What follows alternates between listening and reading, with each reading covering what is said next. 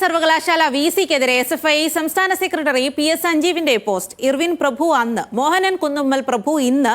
കേസുള്ള വിദ്യാർത്ഥികൾക്ക് പ്രവേശനമില്ലെന്ന് വിസി ആവാൻ യോഗ്യതയില്ലാത്ത ഡോക്ടർ മോഹനൻ കുന്നുമ്മൽ എന്നിങ്ങനെയാണ് പോസ്റ്റിൽ പറയുന്നത്. വൈസ് ചാൻസലറുടെ നടപടിക്കെതിരെ ശക്തമായ പ്രതിഷേധം ഉയരുമെന്നും സഞ്ജീവ്.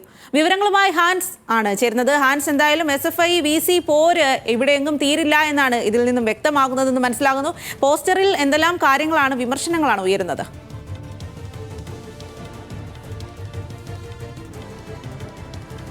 തീർച്ചയായും സ്വാതി, ഇതിനു മുൻപും കേരള സർവകലാശാല വൈസ് ചാൻസലർ ഡോക്ടർ മോഹനൻ കുന്നുമ്മലിനെതിരെ വിമർശനം എസ്എഫ്ഐ ഉന്നയിച്ചിരുന്നു. ഇന്നും അത്തരത്തിലുള്ളൊരു വിമർശനം അല്ലെങ്കിൽ പരിഹാസമാണ് എസ്എഫ്ഐ സംസ്ഥാന സെക്രട്ടറി ആയിട്ടുള്ള പി.എസ്. സഞ്ജീവ് ഫേസ്ബുക്കിലൂടെ കുറിച്ചിരിക്കുന്നത്. നമുക്കറിയാവുന്നതുപോലെ തന്നെ കേരള സർവകലാശാല കഴിഞ്ഞ ദിവസമാണ് ഇത്തരത്തിൽ ക്രിമിനൽ കേസുകളുള്ള വിദ്യാർത്ഥികൾക്ക് പ്രവേശന വിലക്ക് ഏർപ്പെടുത്തിക്കൊണ്ട് ഉത്തരവ് പുറപ്പെടുവിച്ചത്. ഇതിനെതിരെയാണ് പി.എസ്. സഞ്ജീവ് ഡോക്ടർ മോഹനൻ കുന്നുമ്മലിനെ പരിഹസിച്ചുകൊണ്ട് ഒരു FB പോസ്റ്റ് ഇട്ടിരിക്കുന്നത്. ഇതിൽ പ്രധാനമായും പറയുന്നത്, ഇർവിൻ പ്രഭു അന്ന്, മോഹനൻ കുന്നുമ്മൽ പ്രഭു ഇന്ന്.